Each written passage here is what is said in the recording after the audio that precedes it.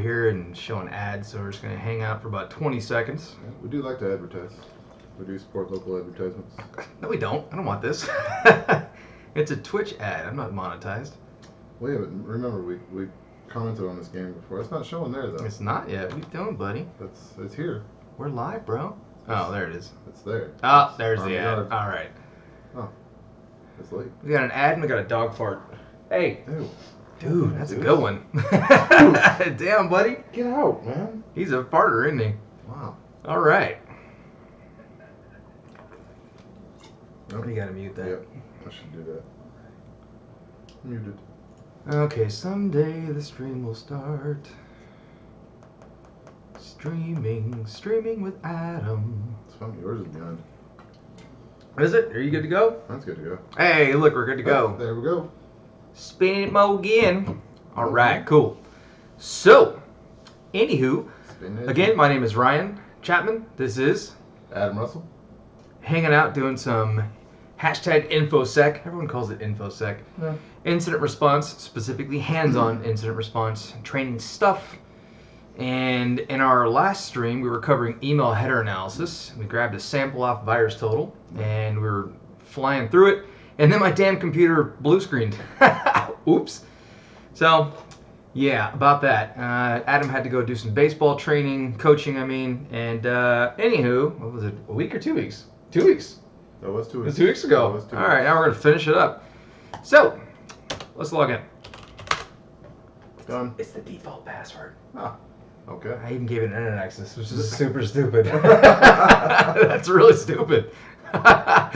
Just kidding. That's not the default password. I wouldn't do that. That's dumb. Hashtag InfoSec fail. Yeah, right? All right, so for anyone who may not have seen the first part, it is currently on YouTube, although it is listed as private because that's only half of the show, if you will. So I will make it public as soon as this bad boy is done, and then both parts will be up. And we grabbed a sample off VirusTotal. That was an email, essentially. And we've gone through basically up to line 38. I think we talked a little bit about mime types also and boundaries and such. Okay. But we're going to go right on down to, not that, this little fella. So I'm on line 39 for anyone who sees the hash in the original video on VirusTotal and you're like, I want to follow along. If you happen to have a VirusTotal Enterprise account, formerly VirusTotal Intelligence, you'll be able to grab it. And yeah, anywho. So line 39, email header analysis. This part is the authentication results. And we see that SPF failed. So, Adam, what is SPF? It stands for Sender Policy Framework. It basically tells the world where you're allowed to send emails from legitimately. Yep. So if I send an email from an IP, 4.3.2.55, I don't know, whatever, and I say, hey, this email is coming from, like my website or my domain, right, incidentresponse.training. What Sender Policy Framework does is it looks up a DNS record for, what did I just say, mine, right? Incidentresponse.training, and it looks to see if there are any text records that happen to have v equals SPF1 as the first little portion of the string. And if it does, it looks to see what Sender Policy Framework designates as allowed senders. So on my site, I actually don't have any Amex records, so maybe not the best example, but we're going to show you one very shortly here. And in this case, we have a sender IP of that little fella right there. And it says SPF failed, and that's because when it did a lookup on the domain, futurepipe.com, it did not find a text record for SPF that says 67.231.153.113 is an approved sender. So maybe an example of spoofing. Many organizations don't have SPF set up correctly in the first place, which is hilarious to me. But let's take a gander here. Actually, I don't want that. I want this. Yep. All right, we're going to zoom in on this. And what's the site? Oh, you can see it in the background here. It's futurepipe.com. So we're going to do a dig-t. Actually, we're going to pause, and I'm going to show you what dig even is. It stands for domain, was it information groper or something stupid like that? Something like that, yeah. Yeah. We're going to grope the domain. Oh, we're going to get handsy. Yeah. So in here, I can see that if I use the -t, it stands for type. And if I do, well, okay, not that one, or that one, I want that one. we see that the resource record type to query. So in DNS, there are some record types called a text record, shortened to capital TXT. So if I do a dig-t, and we're doing it on, what is it again? futurepipe.com. Let's make this full screen because it's bothering me. There we go. And I hit enter. We see, oh goodness. There's a lot. Wait a minute. You didn't pick the type. No, it actually just gave me the root servers because it's not seeing futurepipe.com. Is that not, did I type that right? Futurepipe.com. Okay. So anyways, when I run dig, what I see here is it's, first off, I'm an idiot. So what I actually meant to do was type text futurepipe.com. Let's try that again. There we go. All right, so what dig is showing me here is it's giving me the dig version. Okay. It's showing the arguments that I ran with the command. -t for text type, and then we get our answer, and our answer says the operation code that I sent was a query. Status was no error, and status no error basically means whatever you were trying to get, you're probably going to get it back. So I made one query, and in response to that I received 4 answers. In DNS, there's something referred to as authority, which refers to authoritative. So if the source of the response you receive is authoritative, you'll have authority 1. Otherwise, you'll have authority 0. And I think we'll do a whole thing on DNS, probably a whole stream, like probably an hour and a half, 2 hours, on how DNS actually works. Like what happens when you go to your address bar and you type in a domain, for example, futurepipe.com. What does your computer do? Well, it checks the DNS cache, then it checks your host file, and then it goes out to the recursive server. If it's cached there, you get your response from the recursive server, in which case I would get a response with authority 0 because it's not authoritative. And I'll pause right there because that's a whole other stream. We'll transition later. Yep. So, anyways, down here we get some information in our answers, and we see that we have some text records. So let me see if I can zoom out a little bit. That kind of helps. One of them is ms equals 0. Okay. Another one is that little value right there. All right. And then they use some type of Google site verification, really common. And then we have an encoded key, if you will, here. And then, hey, look at that. This little booger butt right there is our SPF record. So we are going to focus on this SPF record. Before we do that, however, let's just take a gander down at the bottom. We see that the query time took 71 milliseconds, and the server that I used was that little fart right there. And that's just because I'm in VMware, and that's the particular IP I'm showing. You can actually force the server, I believe in dig, one more time, there you go, to use Google's DNS resolvers by doing an @ I just ran that little command right there. So we have the @ symbol, and then the IP address, or domain name for that matter, for the name server lookup service that you want to use. So using Google, it looks like they're a slightly different order, which happens all the damn time, but I still got the 4 answers. See, answer 4. Again, authority is still 0 because it looks like the Google servers also had the answer cached. So if I want, let's just play pretensies and be like, I just want the SPF record. You can do something really simple, like just grep for SPF1. And if I run that, I just get that line. I get the line that includes the SPF record. So there's that. But I'd like to include the other information and have it intact on the screen while we cover it. So there we go. Saf almost says she can't trust me with time anymore. Hey, I already said noon. It was mostly noon-ish. Leave me alone. She's right, though. Never. Adam was like, if they said noon, let's go, let's go. I was like, oh, I got to get some water, and I got to go fart. I apologize. Whatever. So, okay, the type of this particular record, version equals SPF1. And then we have the SPF records here. Yep. And then we have the SPF designator. Here, I'm calling it a designator, but I'm sure it has a very specific term that's not designator. But we'll look it up right now. So what this record is used for is it's basically saying if someone tries to send email on behalf of this domain, and in our case, once again, this particular domain is futurepipe.com, if they don't match any of the items included here, based on the option we have here, we're either going to fail hard, fail soft. We'll go into that coming up. But essentially, we're going to fail SPF.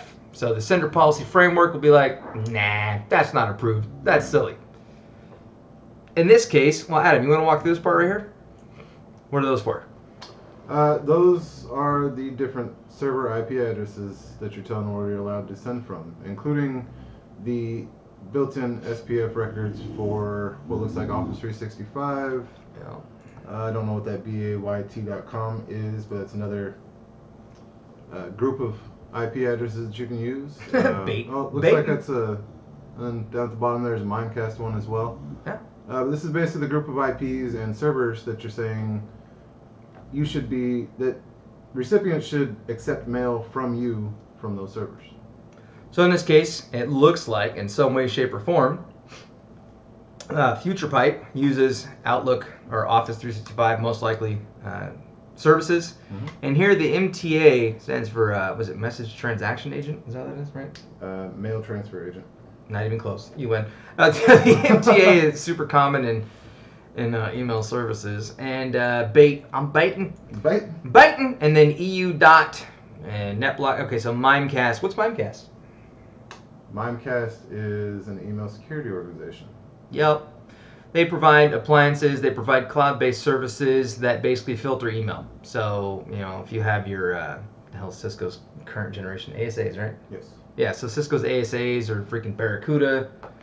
Where you used to work? Remember that? I did. You used to work there. I did used to work there. Remember when you worked there? All right.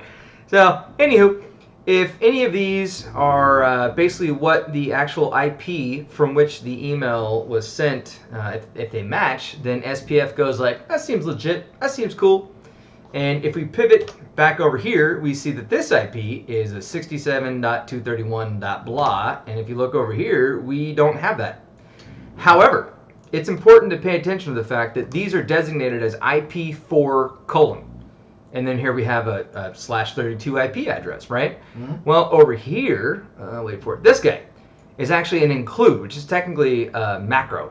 And so the include is saying that were you to run a dig-t text lookup on this domain, anything in this domain that this domain says is also a valid sender would also apply. So the idea here being, if I did a dig on this, which I'm going to do right now, that if I did that, that I would get the IP addresses associated with Office 365 and Outlook and the cloud servers. So let's try that. Let's do the 8.8.8.8, type text, and then that little guy right there. Boop. And in here, we see that this text record, in fact, they have one, which makes sense because the domain itself has SPF in it. Yes. That all these IPs are also legitimate senders. And then on top of that, they also have an include. Mm-hmm. So what you could do, there are many tools that will look these up recursively. So if you have, for example, going back up, if you have these includes, there are 3 different includes on here. Mm-hmm. If I have these, it'll look into those and then pull the IP sets for those. You can also have CIDR notation, classical center domain routing, you know, /24/ whatever can be in there. But that's a whole other thing. I'm going to do a thing also on shell scripting, and that's a good example of using a shell script to basically run this, Mm-hmm. and then find the includes via grep or whatever you want to use, or we could do a Python script too, and then look those up, and then recursively look up any includes that they have. So at day job, quote unquote day job, I wrote a script very similar to that for some of the stuff that we do. But for now, we're just going to basically go back to our email and say that this little booger butt right there is not a valid sender. Okay, so no love for you. And then we see here smtp.mail from FuturePipe and pernod-richard.com. DKIM also failed, and we're going to get to that in a moment. But it said signature did not verify for DKIM, which is something else.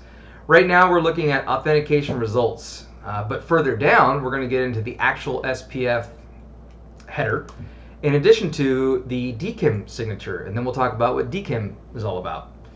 And it says DMark, none. So DMark is basically a combination and a reporting mechanism for DKIM and for SPF. Mm-hmm. So the overall authentication results show us SPF failed, DKIM failed, DMark wasn't used. So in other words, the authenticity of this IP address being associated with futurepipe.com doesn't look so good. No. Okay, so here's the actual SPF record. And in here, we see the receive-SPF was a fail, And domain of futurepipe.com does not designate this bad boy as a sender. And what that means is when you pull your text records, the IP does not show up in an IP4 record, nor does it show up in any of the records associated with one of these include macros. Cool. Where was I? Click, click, click. And yeah, and here's the hello. All right, so let's take a moment and did I verify this bad boy had the hell's on here? Is it Firefox? Right. Let's take a look and see. Oh no, did I not set this up? Google. Okay, cool. I did. SPF, RFC. There you go. So the request for comments 7208 is the sender policy framework. Spend again. And let's just do a, I'm going to look for a tilde as that shows up. Oh, there you go. Okay, so the official term is the qualifier. Okay. So the term evaluation outside of the IPs and includes, you can basically have a plus sign, a minus sign, question mark, which I always thought was silly, or a tilde, and then the terms all or other terms. So let's look for this bad boy right here. So possible qualifiers. You can have a plus, which means pass, a dash means fail, tilde, which means a soft fail, and then we have a question mark, which means whatever, a neutral. I always laugh at that because you're like, why even include it? Right. What the hell's the point? Right. So what these essentially say, going back to this guy, we see here, which domain is that? Is that the one I want? No, it's not. I want FutureByte. Go away. We see here dash all means basically if it's not on here, fail hard. Just fail SPF. Like, nope. So only accept essentially email from the, excuse me, not only accept, but only verify that they're allowed to send on behalf of that domain. Your mail client may still accept the email if it fails SPF. In fact, it happens all the time. Right. Many vendors don't have SPF set up correctly for their own domains. And on top of that, many organizations have email appliances where SPF is just freaking disabled. Yeah. Or it will log SPF and be like, that failed, but it will still deliver it anyway. Yeah. Maybe you have a lot of vendors, you have a lot of clients you deal with, and you're like, you know what, they might have their SPF screwed up. So if we enforce, like hard enforce SPF, because they're not doing it right, then we won't get their emails and things like that. So it's kind of a, Some organizations do it properly, and they will only accept stuff where SPF passes. Yep. Not a whole lot, but there's some out there. They should be. Everybody should be doing that. Right? All right, and then here is the, boop, authentication results original. So you have authentication results, and sometimes you get an original. So you have a little domain here, SPF fail again, and then here's the mail from s.ali or ali at futurepipe.com. So in general, what we know is that SPF failed. Next up, we have DKIM. Adam, what's DKIM stand for? Sure. Google it before I do.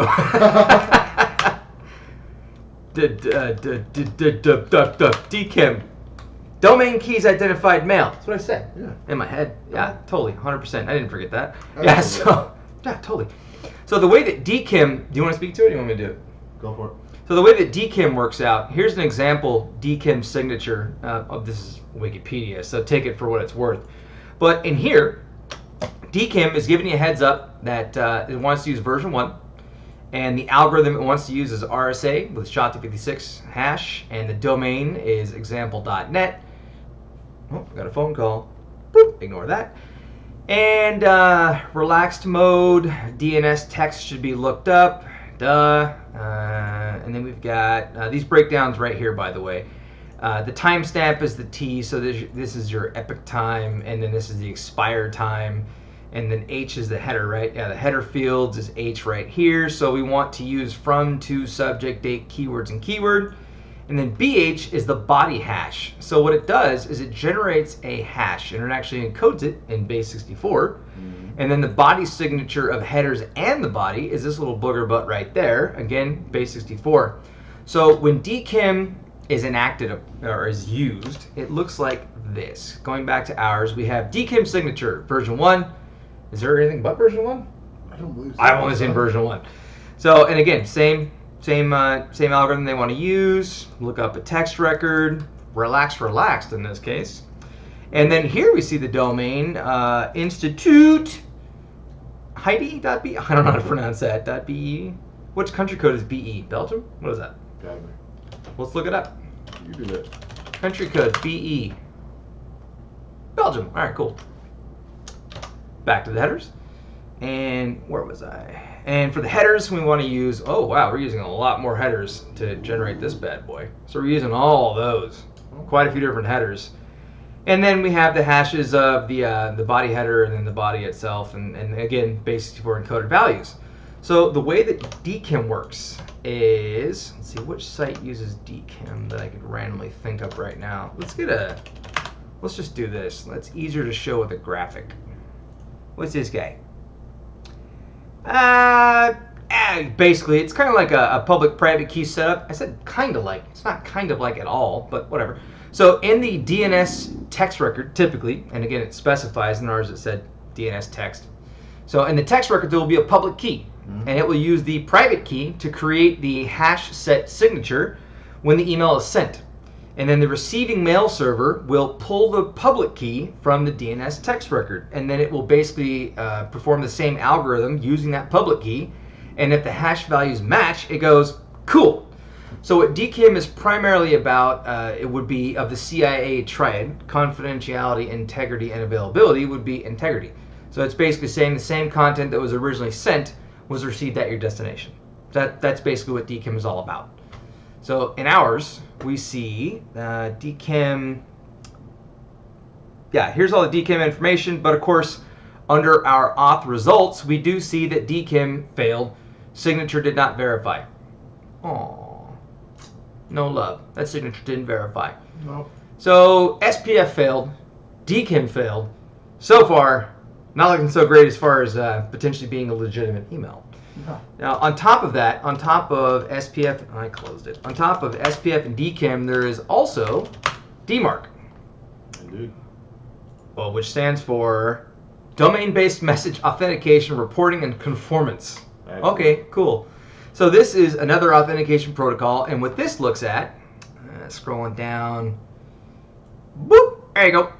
So you can designate whether or not you require SPF and or DKIM in order for an email to pass, essentially, DMark. And then DMark also provides the ability for a bunch of different reporting mechanisms within the organization. So here's an example of a text record for DMark, V equals DMark1, just like V equals SPF1. And then over here you see P is the policy, none. And quarantining, and we're going to use 100%, got to match the damn thing. And then RUA is where to send it, right? Yeah, send aggregate reports to here. So basically, the reporting mechanism is listed there. And in FuturePipe, I didn't actually see, is this FuturePipe right here? Right, it is, yeah. So we got, oh, yeah. There's no DMark. No. No DMark in that bad boy. All right. So anywho, moving down further, we now are on line 60. The reply to. Now here's something funny. Here's another indicator that there's some shenanigans afoot. This is where we call silly business, as I like to say. Right? Comlic Milavista _by at outlook.com. This is the reply to. Now if the from is that little fella, s.ollie at futurepipe.com, the reply to means that when I receive that email, if I click reply or reply all or one of the two, it's actually going to send the email to this email address here.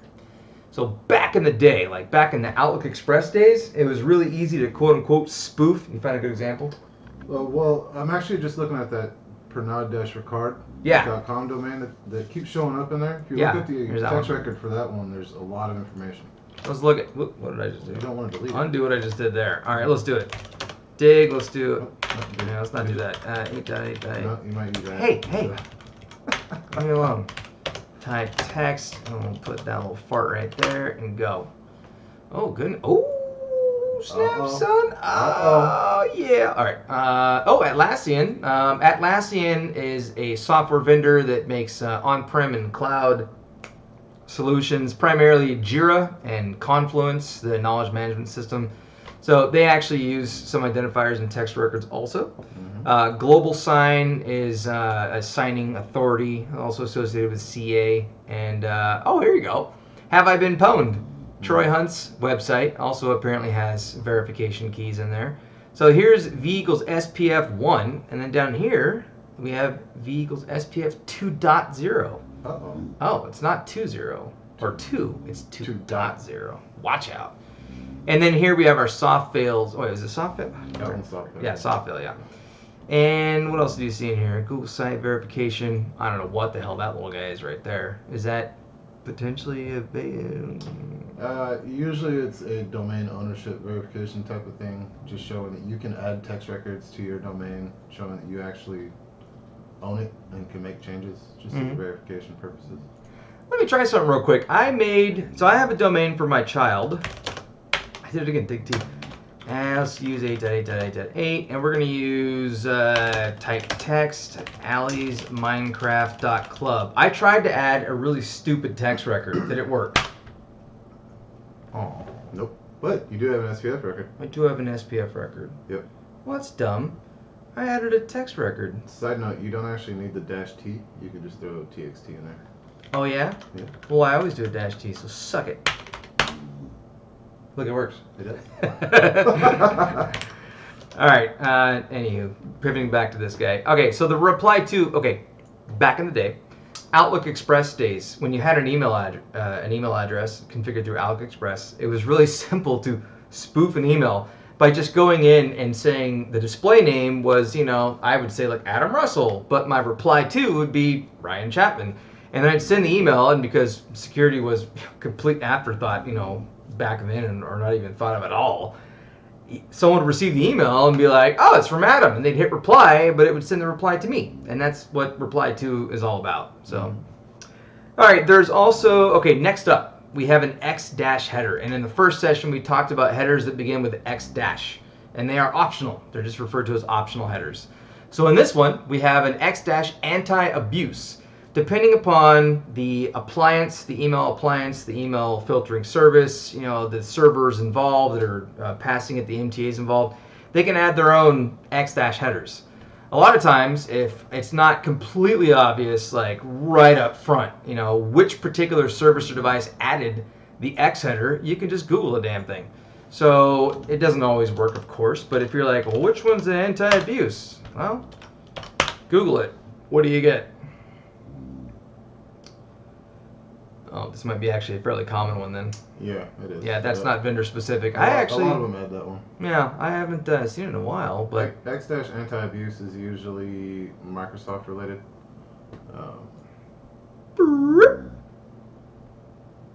So the idea here is whenever you do for example, a whois on a server, let's go do that right now. Whois, what the hell is it again? futurepipe.com. One of the things that you'll notice in here is the abuse. Where do you see it? Do you see it? I'm just going to grep for it. My mouse isn't working very well. It's not. It's really not. Hey, scroll, fool. Did I pass it? Domain, registrar, registrant. Oh, I don't see abuse notes in here. You might want to grep for it. I'm just going to grab it. My mouse is not working. Oh, it's right in front of me. I didn't see it. Or whatever. Grep for the win, right? So an abuse contact and a whois record, its purpose is, let's just say that you have, oh hell, you don't have to be a company. You can be a personal entity like us, or whatever. Yeah. And you have someone who sends you a malicious email from that domain. Or that domain is associated with command and control for malware. Or that domain is hosting, how do we say this, illegal adult content? Illicit, not just illicit, like illegal. Bad, like bad. Real bad. Like real bad. Anyway, the goal here is that for the domain, you have a contact. And so here we see the host for GoDaddy, and I have a phone number. And they're located Scottsdale, right? Or is it Tempe? Tempe. Local to us, yeah, it's Tempe. So I can call this number and be like, hey, you are hosting a domain that is doing some stupid stuff.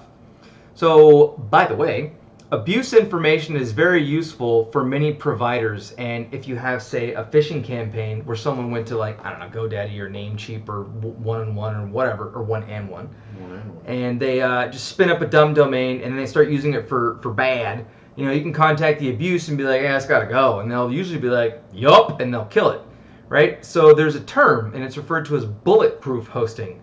A bulletproof hoster sometimes will, A, not even include abuse information because they just don't give a damn. But even if they do, they just ignore it completely. So a bulletproof domain is typically, or a bulletproof hoster is one where you can host whatever the hell you want to host. And regardless of how many complaints or, you know, some federal entities or like whatever, like, take care of that shit, they're just like, eh. A lot of times they're in foreign countries, especially foreign countries with whom we don't necessarily have the best relationships with. The Pirate Bay moved to, what, Sweden when it originally moved, right? Yes. Or Switzerland. Shit. No, Sweden. Sweden. Sweden, right? Yeah. So they moved over to Sweden. Verify that real quick. Because the hoster they were using was bulletproof and is based out of there, and, you know, Swedish bank accounts, like, they do a lot of, like, who gives a damn? Sweden. Yeah, we knew that. That's what we said. That's what we said. All right, cool. We did not have to look that up. Yeah, I don't need to exit this. Let's just go back to where we were. So the abuse header here is providing, you know, saying like, hey, if include it with any abuse report. Basically, if I have to go to GoDaddy in this case, and I have to be like, hey, the server's being a dick, right? I provide misinformation. And here's the fun part. This information is showing the original domain. Pernod-Richard, I guess I'll just call it. Ricard, okay. It's not Richard, there's no H. Ricard.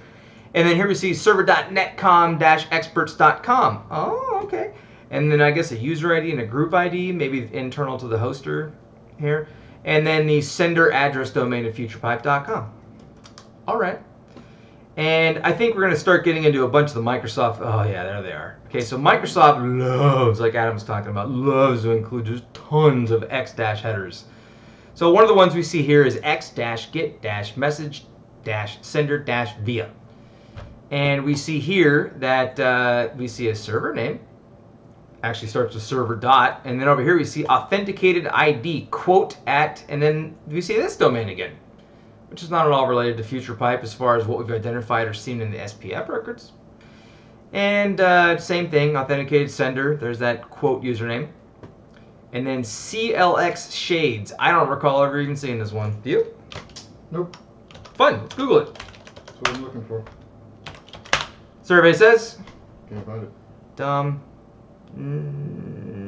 Dumb. Junk X CLX score. CLX. Is CLX an email vendor of some sort? What is that? CLX Communications? Is that what that is? I've never seen it as CLX in the header. Me neither. That's a new one. Yeah, that is a new one for me too. Let's go back here and do one of these. Hey, select all, buddy. CLX Shades. Stupid question. Stupid question. Stupid question. There's a lot of stupid questions, Adam. Quite a few stupid questions. Yeah. Anyone watching this? Sap Homo, you know what this one is? I don't recall ever seeing this. One of the values is personal white, whatever that. It just Personal whitelist. I hope that's what that means. This one just says MLX. CLX. A stupid header. Sap almost says a stupid header. Agreed. I agree. MLX mail exchange. I don't know what the hell this one is. I don't want to try to pivot too much off. You go on. I'll keep. All right, you look for that fart, and I'm gonna keep going. And then we have CLX response, and it looks like a potential base64 encoding. Let's try this. Let's copy this. Let's do an echo on this. Pipe it to base64-D, and it's a binary value. That doesn't help. Anything useful in there? Not obvious to me, and that's obviously not decoding correctly, so maybe it's not technically all one big piece of base64. Moving on. All right. Next, we see X Proofpoint. Well, that gives me a heads up that they're at some point going through Proofpoint. So Proofpoint, what's that? Another email security vendor. Yep. Email security vendor, very similar to Mimecast as we talked about. And they add a... Side note, the IP address is the original sending IP. Yeah. It's a Proofpoint device. Nice. Good call. Good look up. Where'd you look that up with? Dig.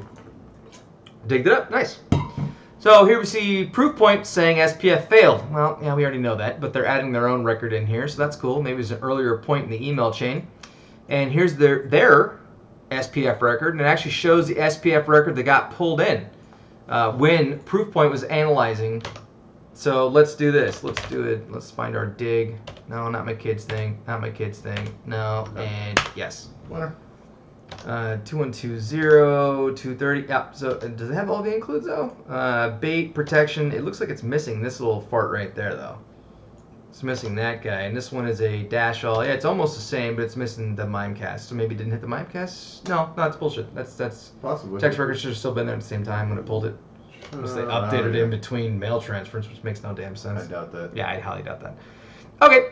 Proofpoint ran some antivirus, it looks like, and the version that they used was F-Secure. And the engine version of F-Secure they used was that little guy right there. The last time the definitions were updated on that version of the F-Secure engine was that time, or that date, I should say, right there. And I would assume signature 0 means it didn't match any signatures. Kind of made that part up. You can research it, but I'm going to go ahead and move on. Proofpoint spam details. The rule, group spam policy, not spam. Okay. Score 0. 0, 0, 0, 0, 0. And here's the engine version that they were running. And then the definitions version for spam identification that Proofpoint was running. Okay.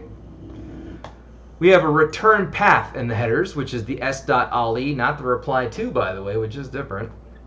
And then we start getting into our x-ms. So here's all the fun Microsoft crap that they add in every time O365 or Exchange Online is implemented or utilized. So we have a message ID. Message IDs and email. I think we talked about those at the first one, didn't we? We did. I think we did.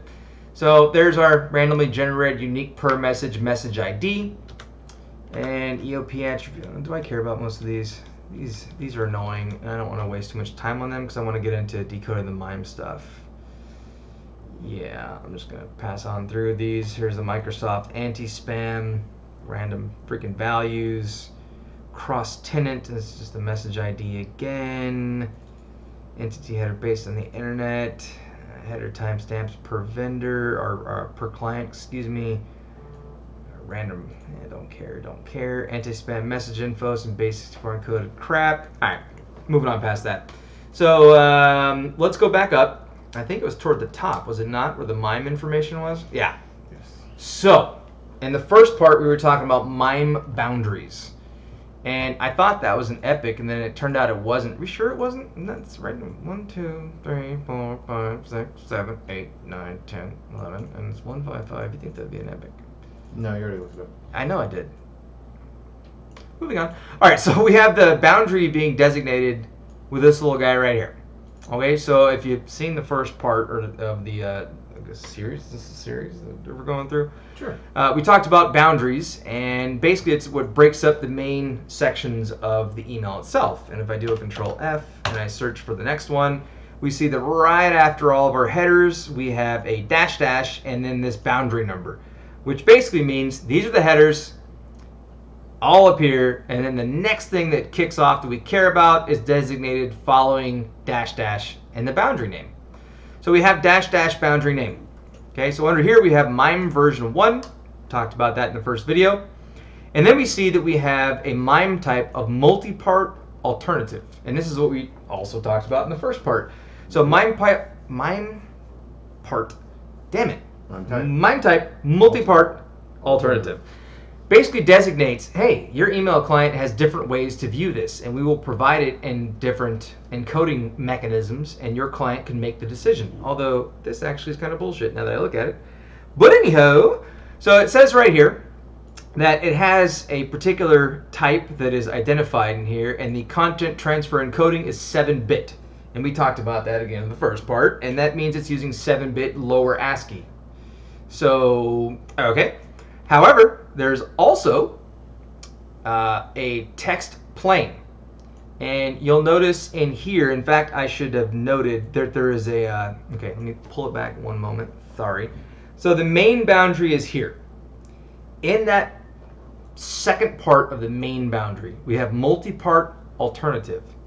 And in there, we get another boundary. So you'll notice that they differ, at the very least right here in the middle. So instead of AF2F, we have 50D3. So this little fart right there will map out the different parts of the alternative sections. So if I were to control F, I would find basically the boundary right beneath it. So there it is. So we have text plain but character set UTF, and it's 8-bit encoded. And then we basically see the body of the email. So by the way, here, look, check this out. The content ID of this, we have like what looks like a message ID kind of thing, and then at fuzzy search. I don't personally recognize fuzzy search. But we have the text, Dear Valued Business Partner, we are kindly requested to quote your best X works price and delivery time for the items listed, keep moving, and the attached request for quotation. If there are any charges such as delivery or any additional charges such as delivery, please list these individually. While replying to this request, please send your reply as soon as possible, but no later than 7 days from today via email to mailroom dash. Oh, here you go. Here's a completely different email. Hey, whoa. Excuse me, Mr. Screen. What are you doing? Completely different email address. Mailroom-fpiksa at mailroom, or excuse me, at futurepipe.com. The quote must include the RFQ number, referred to REF, and attached file, and be in the form of either a PDF or an MS Word file. You send them a weaponized document back. You're like, here you go, you fart. If you have any questions or require any clarification, please contact the undersigned. From, quote unquote, from Sabir Ali, Purchasing Junior Administrator, Damam KSA. I'm interested now. I'm going to look that up. I keep closing Firefox. I should stop closing. Hey. Do better. I know. I keep closing it. I don't know why. Oh, Saudi. Oh, Kingdom of Saudi Arabia, KSA. Duh. I should have known that. Should have. Moving on. All right, and we also have this little Google Mail link. Where's this go? I'm going to copy that, new, and we're going to throw on word wrap, which I believe is somewhere. You see word wrap? Where's word wrap? Nothing. Bold mark? No. The hell? Tools? Options? Options. Wrap. There we go. There we go.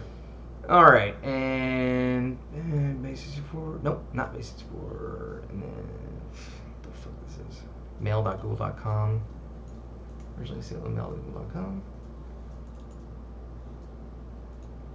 We could pivot into that, but I don't want to get too far away from the general analysis, so I won't. All right. Anyways, then we have a disclaimer, and then blah blah blah blah blah blah blah. Okay, now we have this other part of the boundary here, which shows the application RTF.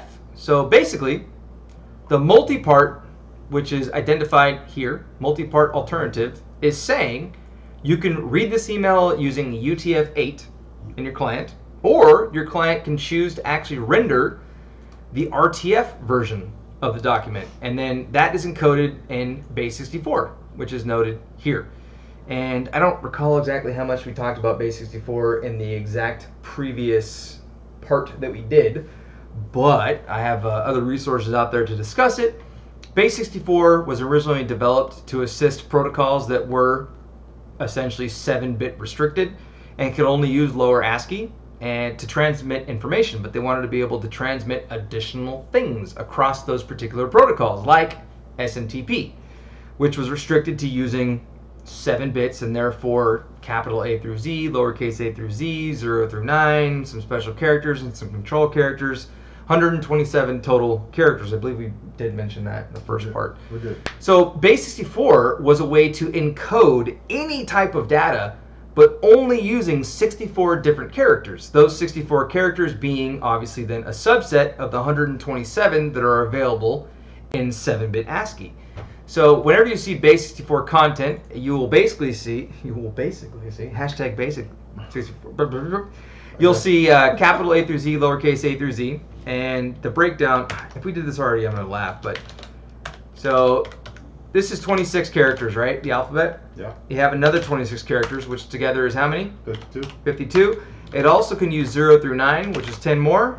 Total of 62. It can also use a / or a plus sign. You add those, 64 different characters. So radix 64 or base 64. At the end of base 64, sometimes you will see an equal sign or maybe even 2 equal signs, and then it has to do with groupings of, I think it's 6 bits divisible by 3, and if it's not, it adds in the padding. Anyways, I don't want to jump too far into base 64, but the idea is that in order to decode parts that are included in MIME, what you can do is essentially just grab the base 64 values in it and then throw them into a base 64 decoding tool. So I want to look for the next part. So the RTF document itself is probably going to be just a rich text format document that says the exact same damn thing that this up here says. It's going to be the same freaking content most likely. So let's find the next portion of the MIME, and here it is. The next part, oh, that's fun. Look at this. The next part, here's the actual, so this is the very end of the alternative. So the alternative is either UTF-8 or RTF. Then we have another, this goes back to our original boundary, and the original boundary here says, hey, we got some more stuff. This time, it's a MIME type of application octet stream, and the name of which is EX18-K033-XLSX. So, excuse me, it's an Excel file, but LZH. You familiar with the LZH? I am not. So LZH is a compressed file. Why do I keep closing Firefox? I wish I would stop doing that. It's just silly. It is. It is. I told you to stop. I know. It's a freeware compression. Here you go. Boop.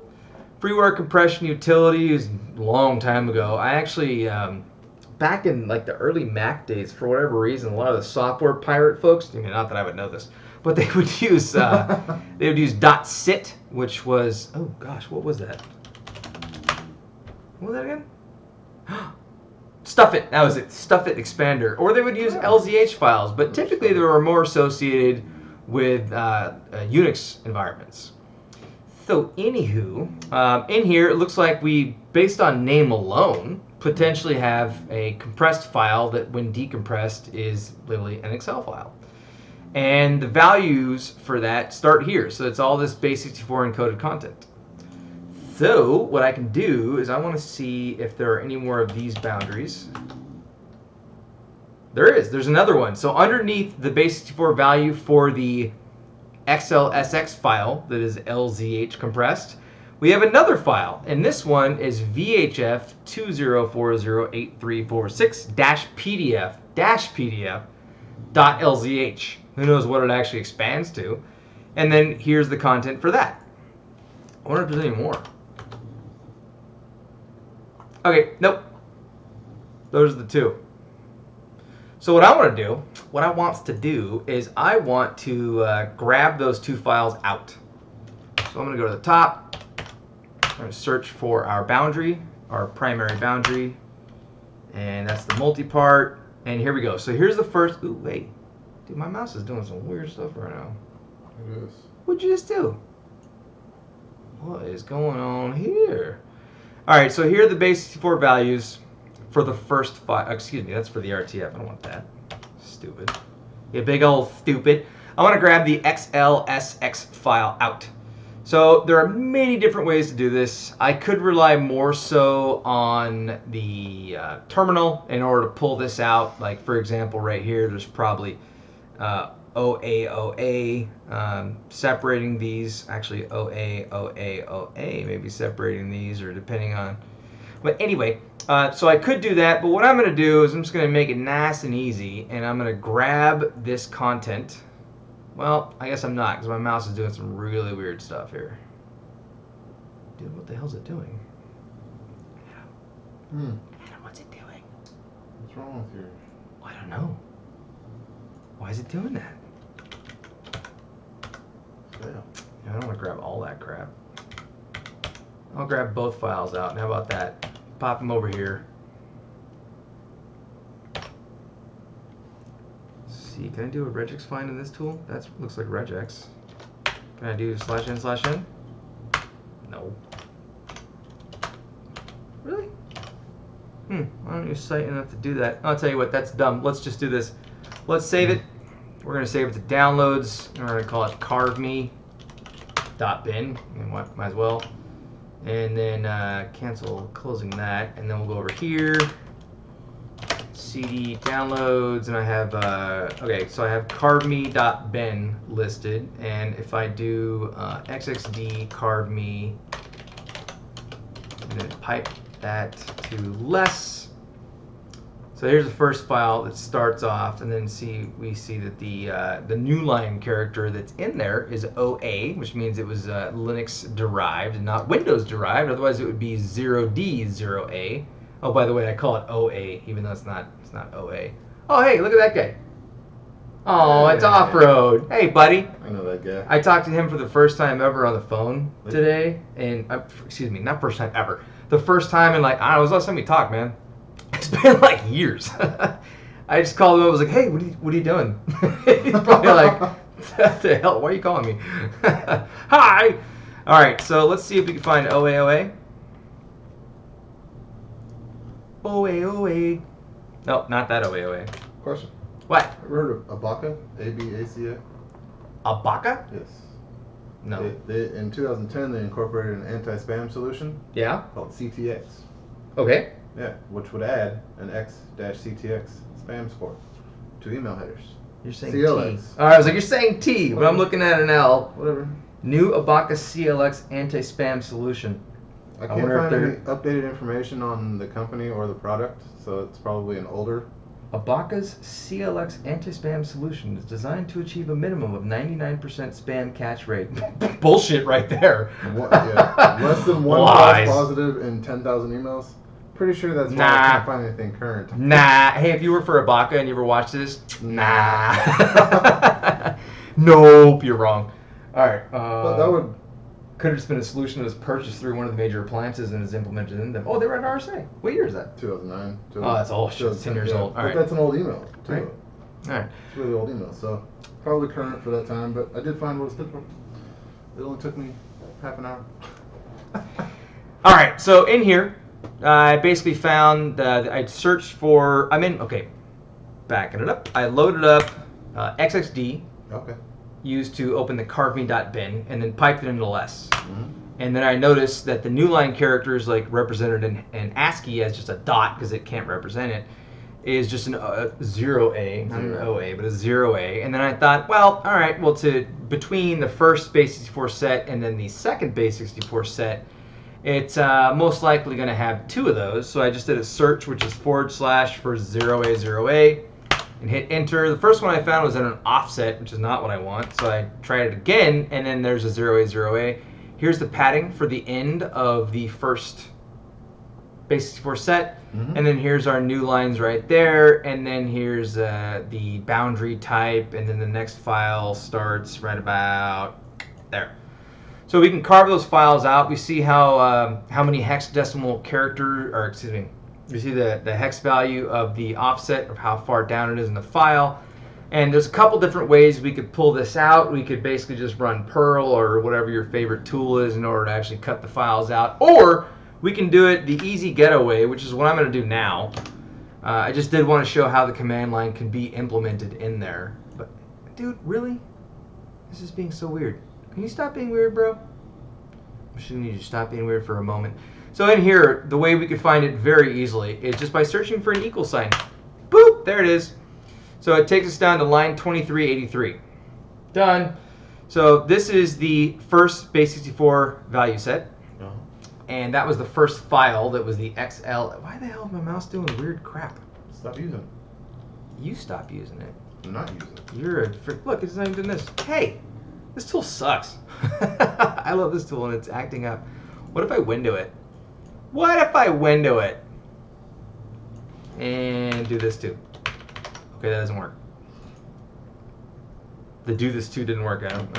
Go back to this little guy. So I should just be able to hold these buttons to hit up. All right, got it. Cut it out. New, paste, save. Done. And we're gonna call it file1.bin. And go to the top. Cool. Those are all the ASCII characters that we want. Close that up, and then file 2, which is the PDF file here, starts there, and then it ends right there. And then we save this. Did I just do that? What? You just deleted it? No. Shut up, Adam. I was like, fuck, did I just do that? That was stupid. All right, do over.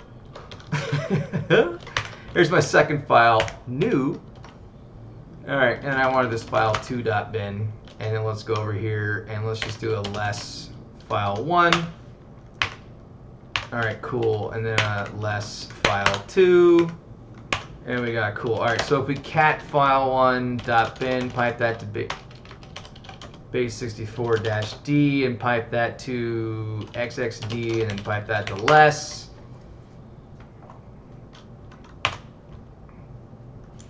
Did I say that wrong?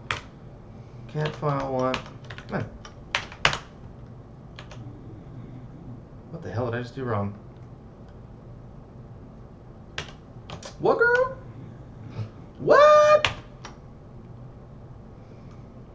That's the original base64 starting value, right? Should be. I just did something super simple and super duper dumb and wrong. Hey, don't be all like, oh, yeah. Forget you. I don't know what you did, but yeah, you fucked it up.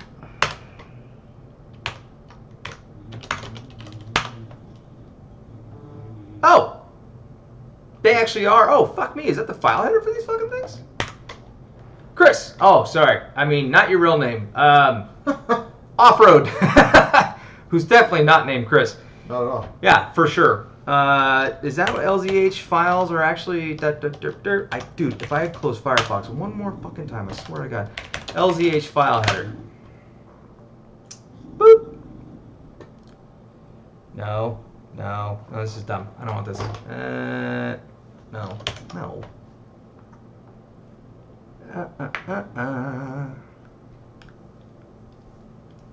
Yeah, off-road. Sorry, bro.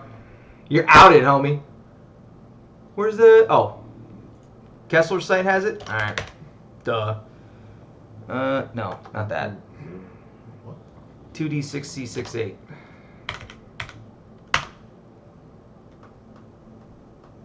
What? Kinda. 2D6C68. This is 2957 shit. That might have... You know, I just realized I've never opened a fucking LZH file in a hex editor. So it is completely possible that this little bastard has a .exe in it, which is called PDF, and that was technically properly base64 decoded. So we're going to call the first one, let's do this, file 1 base64d, and we'll push that out to bad dot, what the first file say it was? XLSX, right? Yes. .lzh. And then we'll do the same thing with 2, and this one was purporting to be a PDF, right? So we'll do pdf-exe.lzh. And then we'll do, let's do the XLSX one. Pipe that to less. All right. Now, I also just realized I don't remember the last time ever that I've tried to, that I've, not library-less, tried to decompress LZH. Decompress LZH. Don't try now. What's up? So don't just try now. Boop. LHA, compression tool. Cool. Extracting LZH. Sounds fun. No, what is it called? LHA. Fine. Sudo apt get, apt cache search LHA. Wow. LHA utils? Java? Ew. No. That's ew. Extractor? That's dumb. I don't want that. Just not the LHA. What if I do it anyway?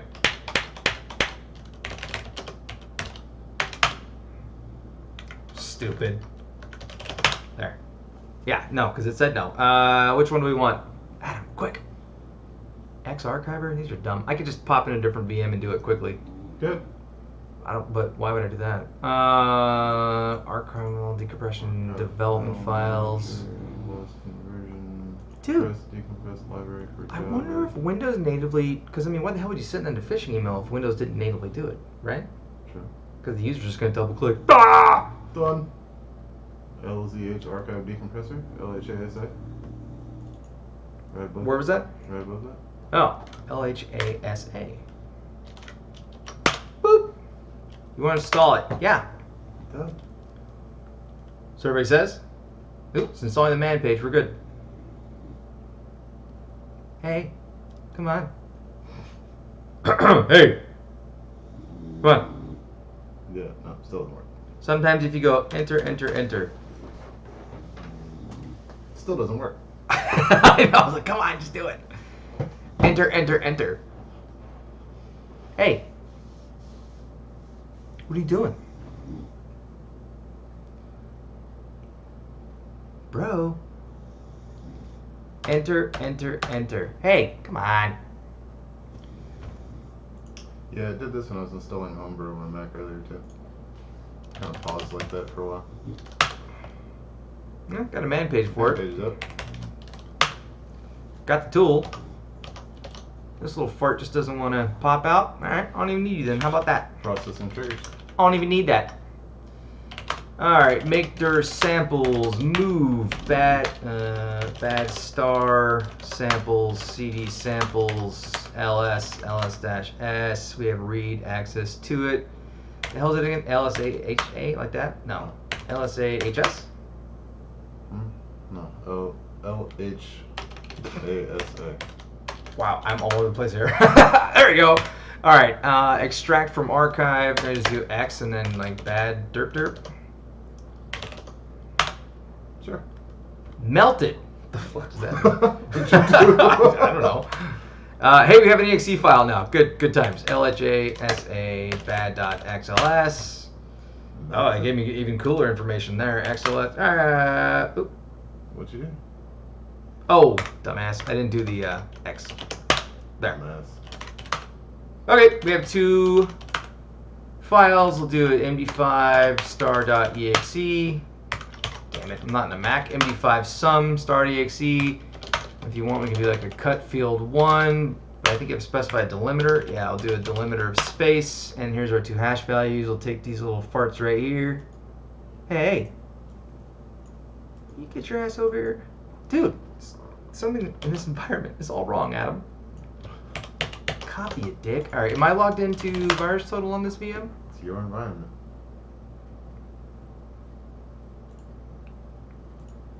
Looks like you are. Survey says, yay. I mean, yeah. Yay. All right. That is not what I wanted. Let's Both of them. start with 418, buddy. There you go. All right, both hashes popped into VirusTotal, and there we go. Oh, hey, 51 of 67 and 52 of 67, so these have some fairly high scores. That's a bad one. That's a bad one. That one's dumb. Trojan.generic, Trojan.generic, Trojan.generic, Injector Eldorado, which translates to Trojan.generic. I'm gonna take a wild guess and say this is a pretty generic Trojan. These are all heuristic and Trojan. This is all bullshit. What about this guy? Oh, VB Crypt, is that a generic name? Does this one say the same thing? I just missed it. VB Crypt, you a dick? Which one was that? VB Crypt. Second one. OnLabs, Injector. Ooh. Yeah, all right, so at this point, what we could do, what I really want to do, is start getting into like, oh shit, like, how's this work and all that type of stuff. We do see here that both of them have the same callout IP. Sorry. So what I want to do, what I like to do next, actually, for our next stream, is to go over VirusTotal. Okay. Like, all things VirusTotal. People are like, I know how to use VirusTotal. Oh, Off-Road, the email came from VirusTotal originally, so this is actually part 2.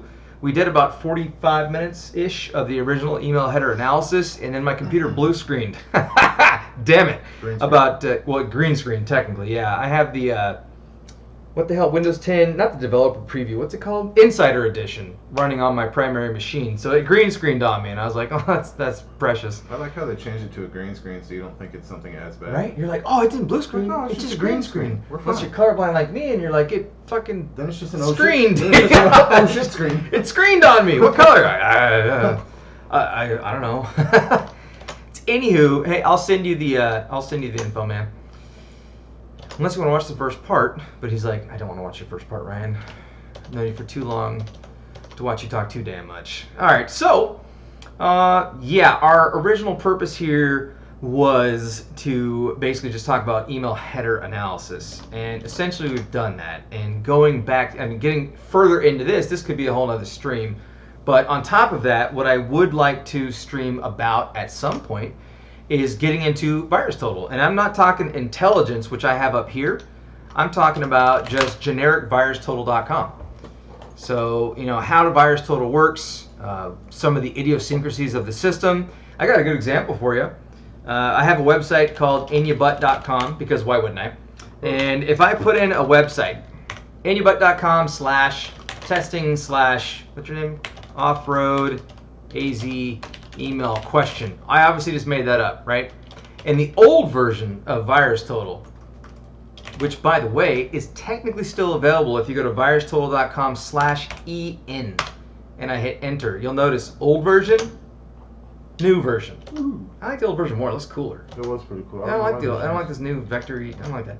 But anyway, in the old version, if I search for a URL, if that URL has not been searched before on VirusTotal and it's not in the database, it tells you, hey man, I've never seen that URL, right? It just lets you know I don't have that. Indeed. In the new version of VirusTotal, because it's being a bit silly, if I click search here, it doesn't tell me, hey, I don't know what that is, but rather it automatically analyzes it.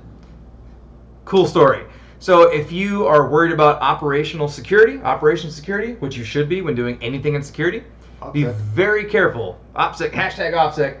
Hashtag OPSEC? That was OPSEC. OPSEC. Be very careful of looking for URLs in the newer version of VirusTotal. Anyway, little things like that, and then also breaking down details, like what do these things all tell you, and then even going into VirusTotal intelligence. That could be like a whole hour and a half stream just right there. I love doing that kind of stuff. So, all right, anyway, I guess I should calm down on this part. You know, just extremely generic type of analysis, strings, A, exe, less, and you can pull strings out of it. You're like, oh, there's a DOS stub, it's probably a PE. Scroll down, these ones all suck. Oh, there's stuff up there. Looks like the second part. First part, don't see any major oh, there we go. Oh, is this .NET? Oh, shit, it's .NET. Oh! Is it actually .NET? Oh, I want to pull it apart, Adam. Not now. All right. I want to pull it in. So what was that, and how did you get to that? What? I looked down for a second. What I just did? That list of. Look, it's on that screen. You just run strings -a to get ASCII and Unicode strings from it, and from there you can see library names if it's not packed or obfuscated otherwise. Okay. But all points for another stream. So we do, however, see that it's the same URL that, by the way, does happen to use an IP address, and it's going to a path/gate.php. Whenever you see gate, it's typically a heads up, something silly is about to happen. So what was that IP? What? 147.135. 147.135.170.199. No pointer record. No pointer record currently, and we can always even just look up the damn IP in VirusTotal, and VirusTotals is URL detections, couple different detections, and look at these other paths it has. Booksy-gate. .php. Listpatrick-admin PHP. Listpatrick-/gate.php. I would say this looks like a commodity malware that was probably, well, I'm making assumptions because I see gate, but whatever. Again, outside. Oh, I want to pivot. All right, outside the scope. Outside the scope, right? Too far. Yeah, too far. Shut up. All right, so let's close these files up. And again, you could have also extracted these, you know, in the terminal looking for the OAs and using Perl and cutting it into different files, but I wanted to keep it fairly simple. So that's the email header analysis. We looked through the email. We identified SPF and DKIM. Obviously, right off the bat, were silly. And obviously looked the language on the email itself, and one of the versions, which was the UTF version here, was, you know, obviously phishing in the general regard typically tries to do a couple different things. One is denoting importance, and then another is, which obviously this looks fairly damn important, got to put a request for quotation right together. And also instilling the concept of urgency. And in here they're saying, hey, you got 7 days from today, like don't screw this up, you gotta go do it. And then the user's like, oh, snap, son. So they download the files. Now, these are .lzh files. They really were LZH. I thought I screwed the base64 decoding up for something super simple because when I pulled it up in XXD, I was like, I don't even recognize this file header. Right. And then realized, holy shit, I haven't dealt with one of these files ever? Like ever since, back in my old early Mac days? I have no idea. So, but it was correct. And then we grabbed, what was it? All right, close the window. LHASA, whatever the hell, tool from Aptitude and got it open. So another thing that some folks might be wondering is like, what about the RTF document? I'm like, all right, well, let's I don't know, what about it? Let's find out. See, how big is the RTF? And I could just do a Control F to the boundary, but I think it's right. Oh, my mouse is doing that thing again. Damn mouse. Damn mouse. Well, I did find out what fuzzy search is.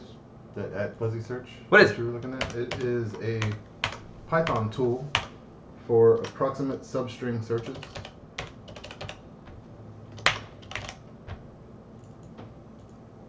Cool. Where'd that pop up? I already forgot. It was an email header. Fuzzy search.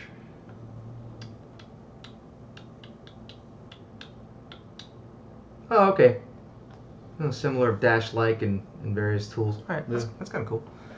Okay, what did I just grab? rtf.bin. So to back that up, I just took the base64 values from the alternative multipart, which was the RTF version of the encoding. The big in there. Yeah, which I totally, by the way, grabbed the wrong thing because it's actually here. I was like, it should be a lot smaller than what I just grabbed out. All right, so we have the UTF version here, and then the RTF version is here. Oh, don't screw it up. Grab it. Replace that crap. All right, so here's the RTF version, at least the base64 from it. So let's decode that for shits and giggles while we're at it too. And let's see. Firefox again. What's that? See, you closed Firefox again. We're almost done. Stop it. I sure did. Oh, whoops. All right, and what did I call it? RTF.txt. I think I put it in samples, right? Is that right? But yeah. RTF.bin. All right, so xxd RTF. Oh no, that was just a cat RTF.bin. Technically, it's a base64. I should have called it B64 or something like that. Whatever. Pipe it to base64-d. Pipe that to xxd. Pipe that to less. Take a look at it, and yeah, it's an RTF file. So RTF files actually start with this. Yeah, so essentially, by the way, I refer to this as the file signature, the ASCII encoded version of it. Okay. Meanwhile, I refer to the actual hexadecimal values associated with that as the magic number. Some folks use those terms interchangeably, magic number and file signature. I don't like to do that. I like to say this is the file signature, this is the magic number. So there's our bracket, there's the slash RTF1/done. And the 61 is the lowercase. Ow, actually I don't want the slash. So that part right there. That maps to that. Anywho, so the RTF document, rich text format document, is basically a textual based document that I believe Microsoft technically created in the first place, and it was for interoperability between word processors, and this was going back when like WordPerfect and that kind of shit was going on. Well, there's a whole lot of font settings Lotus. at the beginning of that too. Yeah, oh, it tries to load them all up. In fact, I covered this, I don't know if it was a different stream or what it was. I just opened Firefox. Shh. I thought I was done. I won't tell anybody. Damn it! They didn't All say right. it. It's okay. Shh, moving on. Yeah, it was Microsoft. Yeah, so WordPerfect. That's what I was trying to think of. Back in the day, trying to move from WordPerfect to different, in all these different formats. Microsoft actually gave folks a way to convert between to have a like format, essentially, and open the door then for more interoperability, which coming from Microsoft seems like, oh, that's pretty cool. I'm surprised they did that back then. Well, and from what I remember, a lot of emails too, when you send them, say, out of Outlook, it will convert it to RTF before it sends it. That way it can be translated by any other mail client. Yep. When you send it. That's it. Okay. Well, that's it. We hit the email header analysis stuff. Thanks for any of the folks watching. It shows we have 9 watchers. I know you're one of them. I am one of them. I think technically I'm one of them. Shit. So, yeah. Hey, we just hit another one right before we drop off. We're like, bye. So we pad our numbers. Okay. Yeah, all right. All right, if anyone has any questions, obviously just throw it out. But essentially, that's what we wanted to go through. And yeah. Oh, I just said yeah, and then Saf almost said yeehaw. Yeehaw indeed. Yeehaw, yeah. Yeah. All right. Anything else we want to throw in here before we wrap this bad boy up for email header specific analysis stuff? No, I think we're good. We covered pretty much all of it. All right, cool. I got really excited about looking into that malware further, so we will definitely have to do a general overview stream of virus total and tools like it, hybrid analysis, and some other things. Integer is one. Oh, it's awesome, dude. We'll go over it. Oh, yeah. So, anywho, all right. You got anything else? No, I think we're good. Me too. All right. Bye, folks. Thanks for hanging out, See you and have a good one. Let's open Firefox one more time real quick.